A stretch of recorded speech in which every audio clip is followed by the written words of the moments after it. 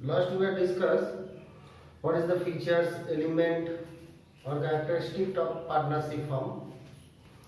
जैसे हम लोग देखे थे पार्टनरशिप फर्म में 2 और मोर पार्टनर होना होगा, एग्रीमेंट रहना होगा, प्रॉफिट मोटो होना होगा, प्रॉफिट देना होगा पार्टनर्स को, लॉस नहीं देने से भी चलेगा लेकिन प्रॉफिट देना होगा, सेपरेट एंटिटी नहीं होगा as per legal point of view. ये सब हम लोग सब कुछ देखे थे। Now today discuss about what is the right of the partners. Right of the partner, partners का क्या राइट है? पार्टनर्स का क्या राइट है ना? पहला अगर हम लोग सोचे तो हर पार्टनर को ये राइट है जो अब कारोबार से फर्म से प्रॉफिट व लॉस लेगा। दूसरा, कोई भी पार्टनर्स का ये राइट है जो बिजनेस में इंटरफेयर करेगा, फर्म में इंटरफेयर करेगा, फर्म का सारा चीज वो भी देख सकता है। जैसे जो फर्म का एनुअल रिपोर्ट है, अकाउंट रिपोर्ट है, सब पार्टनर को एक कॉपी देना होगा, सब पार्टनर उसको देखेगा।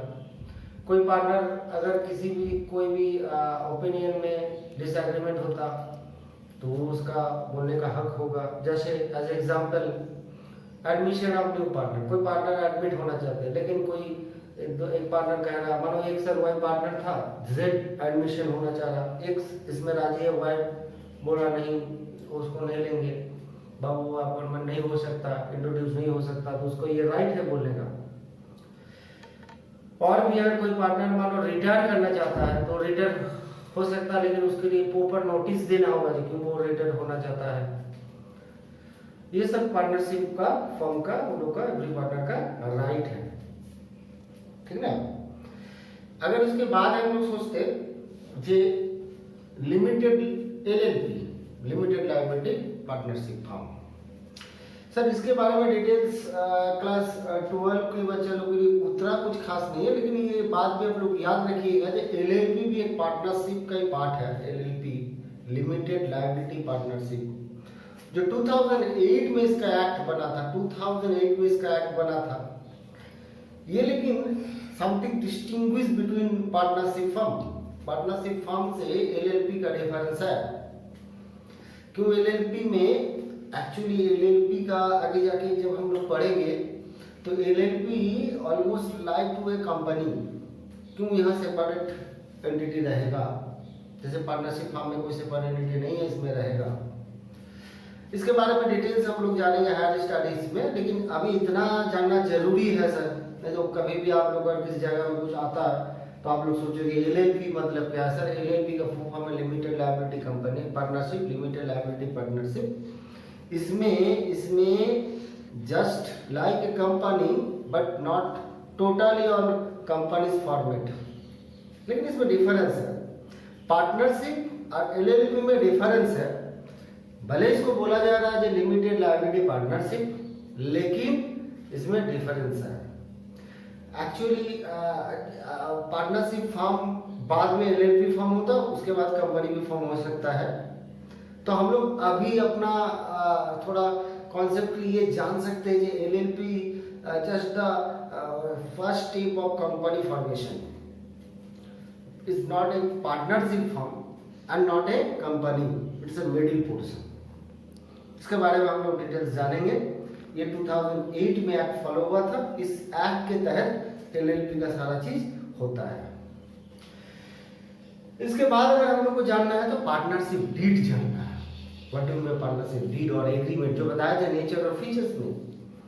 पार्टनरशिप डीड और एग्रीमेंट क्या है, ये आप लोग को थियोरेटिकल में क्वेश्चन में भी बड़ा क्वेश्चन आता है, डिस्क्राइब अबाउट पार्टनरशिप डीड। तो पार्टनरशिप डीड में क्या तो बोल रहे थे कि उसमें आपका पार्टनरशिप फर्म का नाम एड्रेस पता रहना होगा, पार्टनरशिप फर्म में जो पार्टनर्स है उन लोगों को नाम एड्रेस सब कुछ रहना होगा। ये छोड़कर जो और वैल्यूएबल पार्ट है, जैसे पार्टनरशिप में प्रॉफिट शेयरिंग रेशियो क्या होगा, पार्टनरशिप फर्म में इंटरेस्ट कैपिटल होगा कि नहीं होगा, पार्टनरशिप फर्म में सैलरी दिखाया जाएगा कि नहीं दिखाया जाएगा, पार्टनरशिप फर्म में इंटरेस्ट ड्राइंग होगा कि नहीं होगा। तो ये समूचा डिसीजन जो भी पार्टनरशिप में जो भी एप्लीकेबल होगा, पार्टनर्स को जो मिलेगा entitled to partners as like salary, commission, bonus, interest on capital, वो पार्टनरशिप डीड में दिखाना होगा, ठीक है ना, वो पार्टनरशिप डीड में दिखाना होगा। पार्टनर्स का एक और राइट है, इसको भी आप लोग ध्यान में रखिएगा।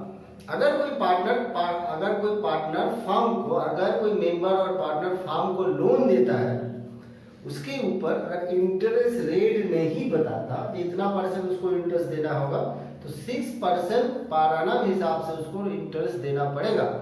ये पार्टनरशिप एक्ट 1932 में अंडर सेक्शन 6 में ये बात बोला गया है, देना पड़ेगा सर। ओके, तो ये एग्रीमेंट में आप लोगों को ये सब हम बताए इजी तरीका से, ये एग्रीमेंट में रहता है।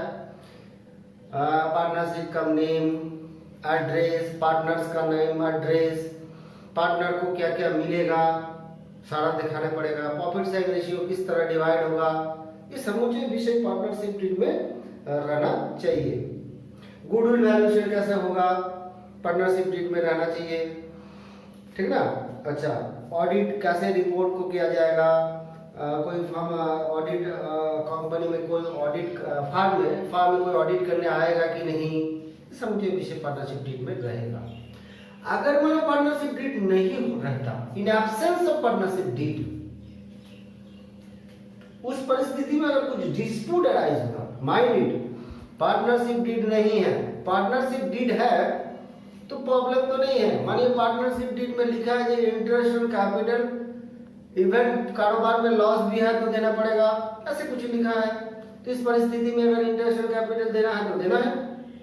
लेकिन पार्टनरशिप डीड में अगर लिखा पार्टनरशिप डीड एब्सेंस है, हम तो बोलेंगे पार्टनरशिप रेटिंग भी हो सकता है, ओरल भी हो सकता है। अगर ओरल हुआ इसका मतलब रेटिंग नहीं है, not signed by any partner, तो इस परिस्थिति में पार्टनरशिप एक्ट 1932 में जो एक्ट बताया है, उस एक्ट में बोला है कि अगर डीड नहीं है तो आप लोग को अगर कुछ डिस्प्यूट होता है तो उसको फॉलो करना पड़ेगा। क्या डिस्प्यूट हो सकता है? पार्टनरशिप डीड में प्रॉफिट शेयरिंग रेशियो के बारे में नहीं बताया है सर। पार्टनरशिप डीड में प्रॉफिट शेयरिंग रेशियो के बारे में नहीं बताया, पार्टनरशिप डीड है ही नहीं, तो प्रॉफिट शेयरिंग डिवाइड होगा इक्वली, ठीक ना। पार्टनरशिप डीड में इंटरेस्ट ऑन कैपिटल व सैलरी के बारे में नहीं बताया। कोई पार्टनर बिजनेस में ज्यादा इन्वॉल्व है, काम करता है, इसलिए वो सैलरी डिमांड कर रहा है, लेकिन डीड नहीं है, बट डीड में ये बात नहीं लिखा है तो उस पार्टनर को सैलरी नहीं मिलेगा सर। इंटरेस्ट ऑन कैपिटल का एक बढ़िया ट्रीटमेंट है सर, प्रैक्टिकल में उस जाएगा को हम और ज्यादा सॉल्व कर देंगे आप लोगों को। खाली इतना सोचिए, ये दो तरीका का हो सकता है। जी, इंटरेस्ट ऑन कैपिटल आप दिखा सकते हैं, कितना दिखाएंगे, जितना आपका प्रॉफिट है उतना। इवन अगर इंटरेस्ट ऑन कैपिटल दिखाने के बाद आपका कारोबार में लॉस हो जाता है तो क्या आप दिखाओगे? वो डिपेंड अपॉन डीड। डीड में अगर नहीं है तो अलग ट्रीटमेंट होगा। ये ट्रीटमेंट अब हम ट्रीटमेंट का कॉन्सेप्ट हम लोग समझ पाएंगे प्रैक्टिकल से। डीड में क्या बोला इंटरेस्ट ऑन कैपिटल, उसके हिसाब से हम लोग सीख पाएंगे, ठीक ना। अच्छा सर, और भी एक बात बढ़िया से सुनिए। In absence of partnership deed interest on loan तो बताया है कि 6% आपको देना पड़ेगा, ओके। और भी अगर आप सोचते हैं कि कुछ भी डिस्प्यूट होता है, जैसे हमारा इंसॉल्वेंसी हो गया, पार्टनर डिसॉल्व हो जा रहा, कोई पार्टनर इंसॉल्वेंट हो जा रहा, तो वहाँ हम लोग जब हायर स्टडी पढ़ेंगे तो डिसोल्यूशन एक चैप्टर पढ़ेंगे। डिसोल्यूशन चैप्टर क्लास 12 में भी है, लेकिन ये पार्ट जो अभी हम बताने जाएंगे ये पार्ट 12 में कवर नहीं करता है। आप लोग को डिसॉल्व में पार्टनरशिप फॉर्म में डिसॉल्व हो गया, लेकिन ऐसे भी हो सकता है कोई पार्टनर बेसिकली इंसॉल्वेंट हुआ, तो उसमें एक रूल है गार्नर वर्सेस मरे रूल। ये रूल भी एप्लीकेबल होगा कि नहीं, वो पार्टनरशिप डीड में रहना चाहिए, ठीक है। गुडविल किस तरह ट्रीटमेंट होगा, एडमिशन अगर होता है तो वो कैसे होगा, सारा विषय ये डीड में रहना चाहिए। और ये बोलना चाह रहे थे जे ये डीड अगर एब्सेंस रहता है तो 1932 एक्ट को फॉलो किया जाएगा। उस एक्ट में आपको बोला गया कि डिस्प्यूट होने से इस एक्ट के तहत आपको सारा चीज को मान लेना होगा, ठीक है। अब उसके बाद होता है एंट्रीज। हम पार्टनरशिप फर्म का अकाउंट कैसे बनाएंगे, पार्टनरशिप फर्म का अकाउंट किस तरह से बनाएंगे। बेसिकली पार्टनरशिप फर्म में अकाउंट बनाने का 2 स्टेप है। क्या 2 step? First step is profit और लॉस अप्रोप्रिएशन अकाउंट। सर ये प्रॉफिट और लॉस अप्रोप्रिएशन क्या है? It is the part of final account. That's mean in your class 11 आप लोग सीखे हैं ट्रेडिंग अकाउंट एंड प्रॉफिट और loss account and balance sheet, ये टोटल को बोलते थे फाइनल अकाउंट। ये सब जो आप सीखे हैं ये एक सोल प्रोप्राइटरशिप बिजनेस का ही सीखे हैं। अगर यही बिजनेस पार्टनरशिप होता तो आप 4 अकाउंट सीखोगे। फर्स्ट ट्रेडिंग, सेकंड प्रॉफिट और लॉस, थर्ड प्रॉफिट और loss appropriation and last one is balance sheet. तो बीच में प्रॉफिट और लॉस अप्रोप्रिएशन आ गया। कब आएगा? जब ये पार्टनरशिप होगा। तो ये प्रॉफिट और लॉस अप्रोप्रिएशन बनाने होगा फर्स्ट में, और सेकंड में बनाने होगा आपको पार्टनर्स कैपिटल अकाउंट।